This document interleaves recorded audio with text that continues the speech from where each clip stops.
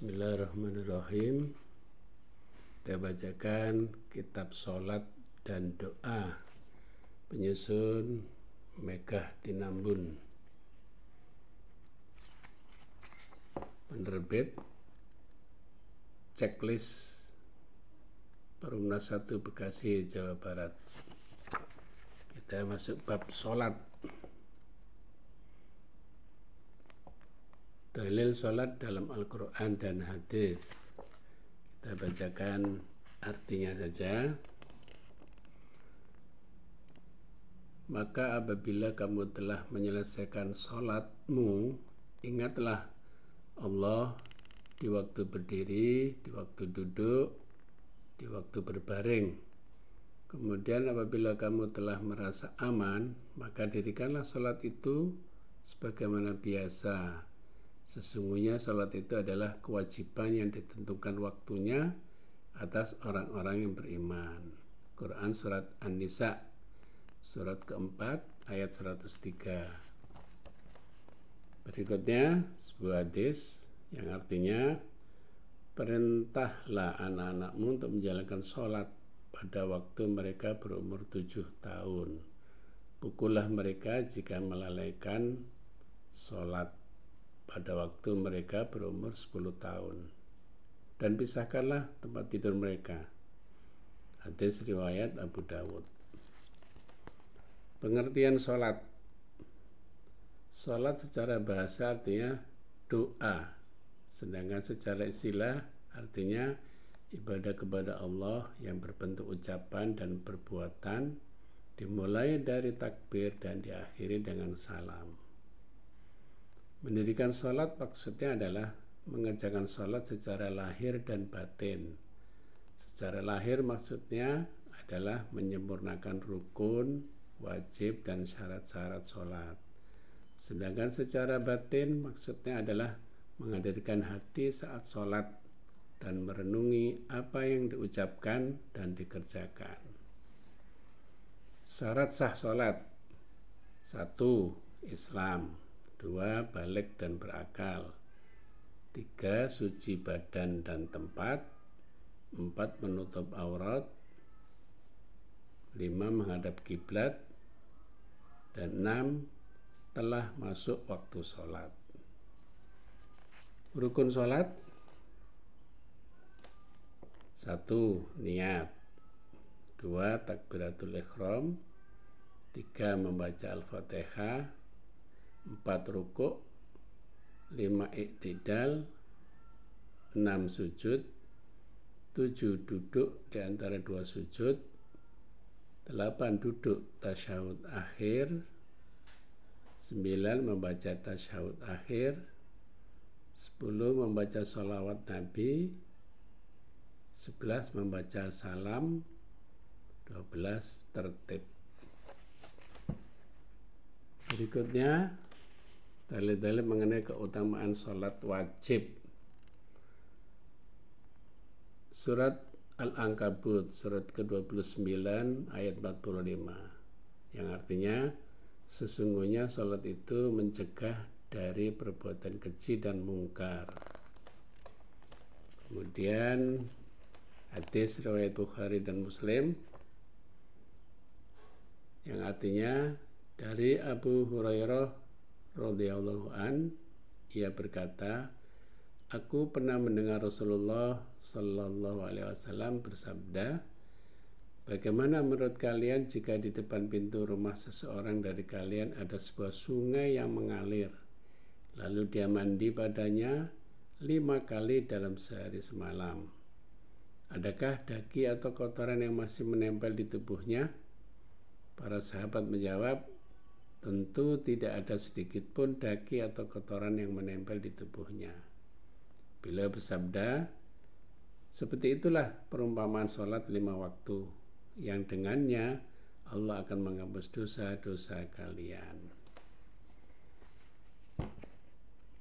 Dalil ketiga, sebuah hadis juga yang artinya, dari Abu Hurairah radhiyallahu an, bahwa Rasulullah sallallahu alaihi wasallam bersabda, sholat 5 waktu dan sholat Jumat yang satu ke Jumat yang lainnya akan menjadi pelebur dosa kecil yang terjadi di antaranya selama dosa besar dijauhi. Hadis riwayat Muslim. Berikutnya sebuah hadis juga dari riwayat Muslim yang artinya dari Utsman radhiyallahu an, ia berkata, aku pernah mendengar Rasulullah sallallahu alaihi wasallam bersabda, tidaklah seorang muslim yang mendapati waktu salat fardu lalu berwudu secara sempurna dan khusyuk dalam mengerjakan salatnya, melainkan semua itu akan menjadi penghapus dosa-dosanya yang telah lalu selama dia menjauhi dosa besar. Yang seperti ini berlaku sepanjang hayatnya. Hadis riwayat Muslim. Berikut kita bacakan tata cara sholat. Ini beberapa dalilnya.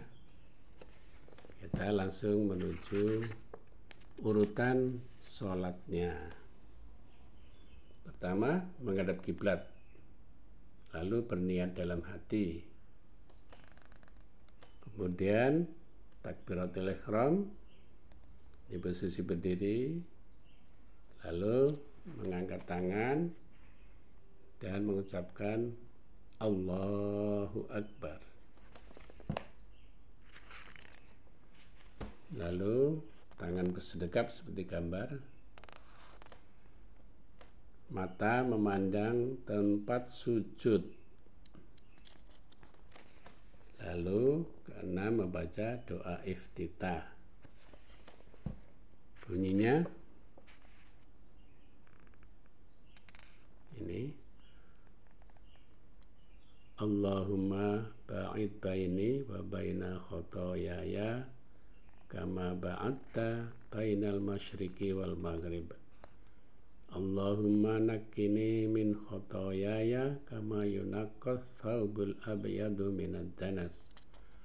Allahumma ghsilni min khotoyaya bil ma'i wash-thalji wal barad.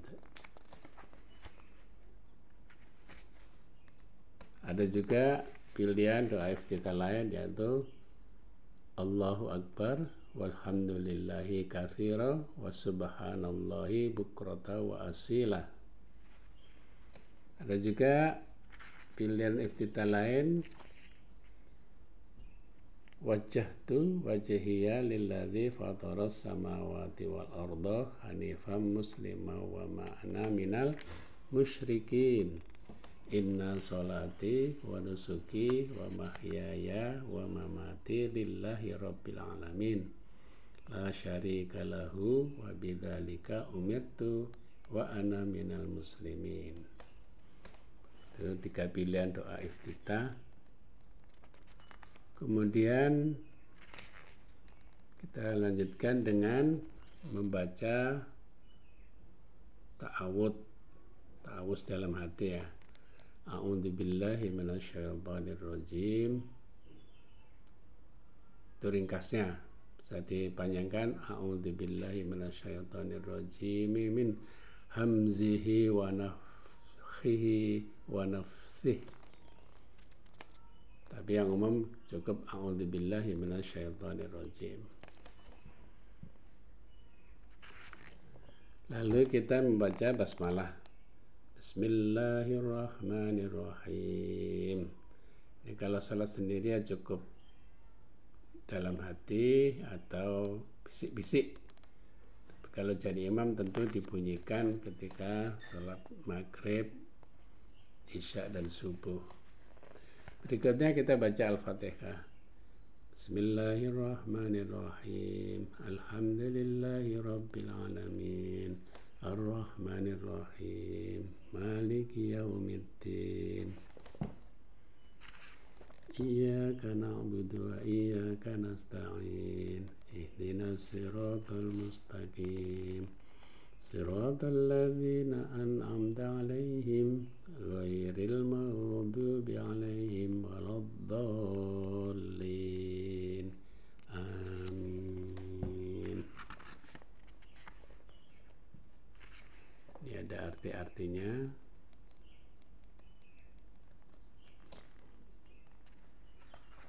Kemudian setelah baca Al-Fatihah kita baca surat pendek. Nah, di sini diberikan contoh surat An-Nas. Bismillahirrahmanirrahim. Qul a'udzu birabbin nas, malikin nas, ilahin nas, min syarril waswasil khannas, alladzi yuwaswisu fi sudurin nas, minal jinnati wan nas. Setelah itu kita rukuk seperti pada gambar.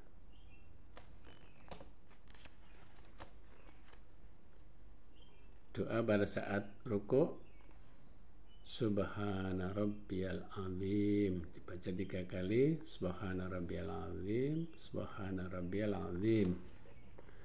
Setelah rukuk kita bangkit dari rukuk atau i'tidal dengan membaca Sami'allahu liman hamidah barengan dengan gerakan i'tidal. Lalu kita baca Rabbana walakal hamd.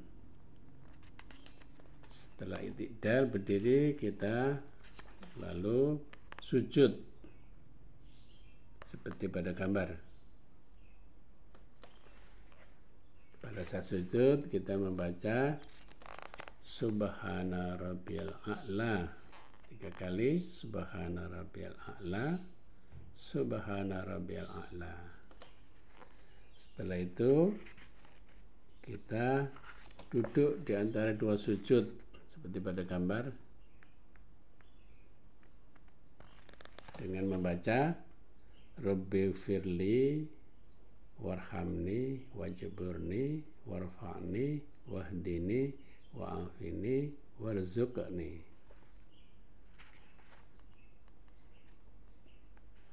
Atau bisa juga ini Rabbighfirli ulang-ulang.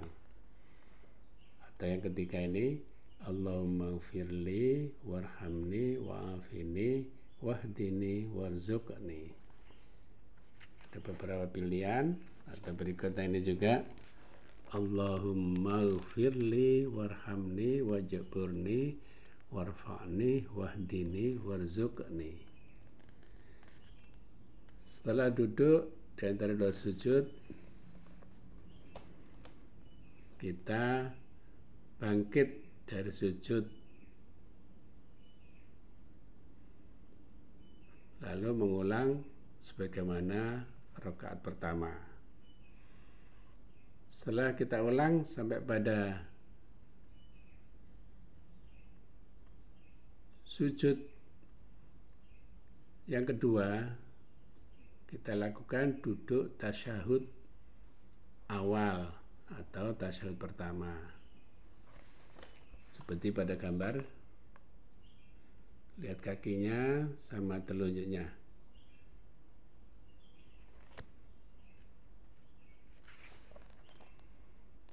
Dengan membaca, mana ini doanya?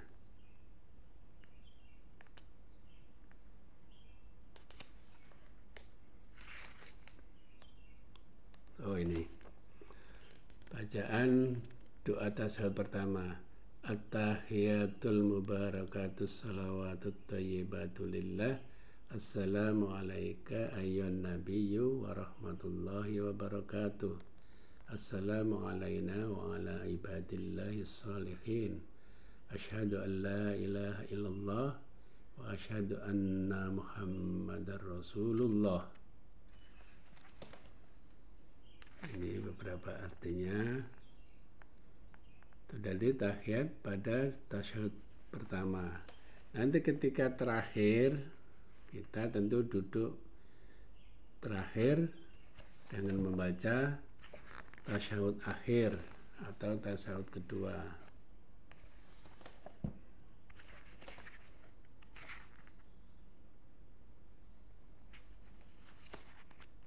Ini At-tahiyatu lillahi wassalawatu thayyibatu lillah. Assalamu alayka ayyuhan nabiyyu wa rahmatullahi wa barakatuh. Assalamu alayna wa ala ibadillahi salihin. Asyhadu an la ilaha illallah wa asyhadu anna Muhammadan abduhu wa rasuluh. Lalu dilanjut membaca Allahumma salli ala Muhammad wa ala ali Muhammad kama sallaita ala Ibrahim wa ala ali Ibrahim innaka Hamidum Majid. Allahumma barik ala Muhammadin wa ala ali Muhammad kama barakta ala Ibrahim wa ala ali Ibrahim innaka Hamidum Majid.